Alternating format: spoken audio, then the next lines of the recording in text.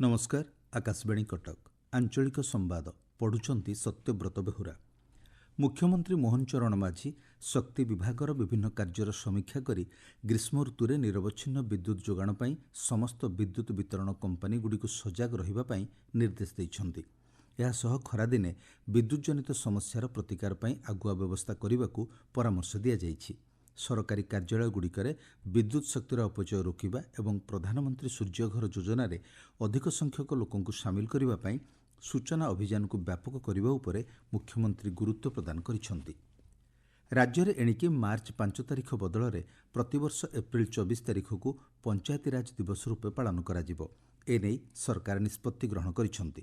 ମୁଖ୍ୟମନ୍ତ୍ରୀଙ୍କ କାର୍ଯ୍ୟାଳୟ ପକ୍ଷରୁ କୁହାଯାଇଛି, ଏପ୍ରିଲ 24 ତାରିଖ ଦିନ ଜାତୀୟ ପଞ୍ଚାୟତିରାଜ ଦିବସ ପାଳନ ଅବସରରେ ଜାତୀୟ ଓ ରାଜ୍ୟ ସ୍ତରରେ ଥିବା ଅସହମତିକୁ ଦୂର କରିବା ପାଇଁ ଏହି ନିଷ୍ପତ୍ତି ନିଆଯାଇଛି। ମାର୍ଚ୍ଚ 5 ତାରିଖ ଦିନ ଓଡ଼ିଶାର ବରପୁତ୍ର ବିଜୁ ପଟ୍ଟନାୟକଙ୍କ ଜୟନ୍ତୀ ପାଳନ କରାଯିବ। ତେବେ ଏହି ଦିବସଟି ସରକାରୀ ଛୁଟି ରହିବ ନାହିଁ ବୋଲି କୁହାଯାଇଛି। ଆନ୍ତର୍ଜାତିକ ମହିଳା ଦିବସ ଅବସରରେ ଆସନ୍ତା 8 ତାରିଖରେ ମୁଖ୍ୟମନ୍ତ୍ରୀ ମୋହନ ଚରଣ ମାଝୀ ବ୍ରହ୍ମପୁର ଗସ୍ତରେ ଯାଇ ଜନସଭାରେ ଯୋଗଦେବେ। ସେହିଦିନ ମୁଖ୍ୟମନ୍ତ୍ରୀ ସୁଭଦ୍ରା ଯୋଜନାର ଦ୍ୱିତୀୟ କିସ୍ତି ପ୍ରଦାନ କରିବେ। ଏହା ପୂର୍ବରୁ ଖଣି ଓ ଇସ୍ପାତ ମନ୍ତ୍ରୀ ବିଭୂତିଭୂଷଣ ଜେନା ଏବଂ ଅନ୍ୟାନ୍ୟ ଅଧିକାରୀମାନେ ସଭାସ୍ଥଳ ତଦାରଖ କରିଥିବା ଜଣାପଡ଼ିଛି। 2024-25 ଆର୍ଥିକ ବର୍ଷ ନିମନ୍ତେ ଆର୍ଥିକ କାରବାର ବିଲ୍ ଦାଖଲ ଅବଧିକୁ ଆସନ୍ତା 7 ତାରିଖ ପର୍ଯ୍ୟନ୍ତ ବୃଦ୍ଧି କରାଯାଇଛି। ଏହି ସମୟ ମଧ୍ୟରେ ବଜେଟ୍ରେ ମଞ୍ଜୁର ହୋଇଥିବା ବ୍ୟୟ ବରାଦ ଖର୍ଚ୍ଚ କରିବା ସହ ଆର୍ଥିକ କାରବାର ପ୍ରକ୍ରିୟା ଶେଷ କରିବାକୁ ଅର୍ଥ ବିଭାଗ ପକ୍ଷରୁ ସମସ୍ତ ବିଭାଗକୁ ଅବଗତ କରାଯାଇଛି। ରାଜ୍ୟର ବିଭିନ୍ନ ଅନୁଦାନପ୍ରାପ୍ତ ବେସରକାରୀ ମହାବିଦ୍ୟାଳୟରେ ନିଯୁକ୍ତ କର୍ମଚାରୀଙ୍କ ଯୋଗ୍ୟତା ପରୀକ୍ଷାର ମୂଳ ମାର୍କସିଟ୍ ଓ ପ୍ରମାଣପତ୍ର ଯାଞ୍ଚ କରାଯିବ।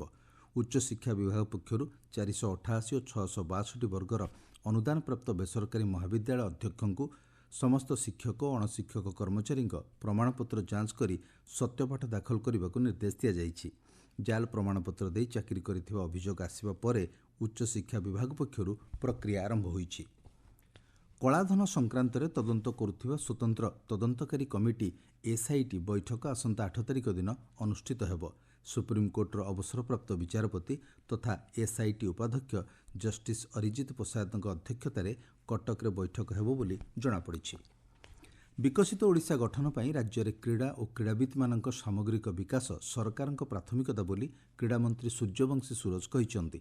ଭୁବନେଶ୍ୱର କଳିଙ୍ଗ ଷ୍ଟାଡିୟମରେ କ୍ରୀଡ଼ା ଓ ଯୁବସେବା ବିଭାଗର ବିଭିନ୍ନ କାର୍ଯ୍ୟର ସମୀକ୍ଷା କରି ମନ୍ତ୍ରୀ ଶ୍ରୀ ସୁରଜ କହିଛନ୍ତି, ବ୍ଲକ ସ୍ତରରେ ଷ୍ଟାଡିୟମ ନିର୍ମାଣ ପାଇଁ 4124 କୋଟି ଟଙ୍କା ବ୍ୟୟ ଅଟକଳ କରାଯାଇଛି।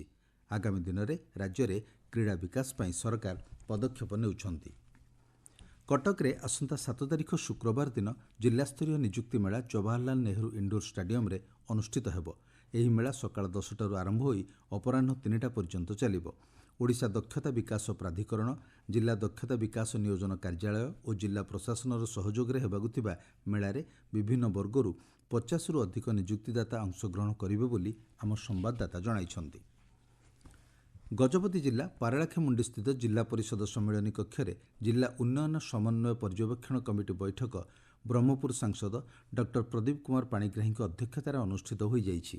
ଧାର୍ଯ୍ୟ ସମୟ ମଧ୍ୟରେ ଉନ୍ନୟନମୂଳକ କାର୍ଯ୍ୟ ସମ୍ପନ୍ନ କରିବା ଉପରେ ସାଂସଦ ଗୁରୁତ୍ୱାରୋପ କରିଛନ୍ତି। ଏଥିରେ 28ଟି ଉନ୍ନୟନ ପ୍ରକଳ୍ପ ଉପରେ ବିସ୍ତୃତ ଆଲୋଚନା କରାଯାଇଥିଲା।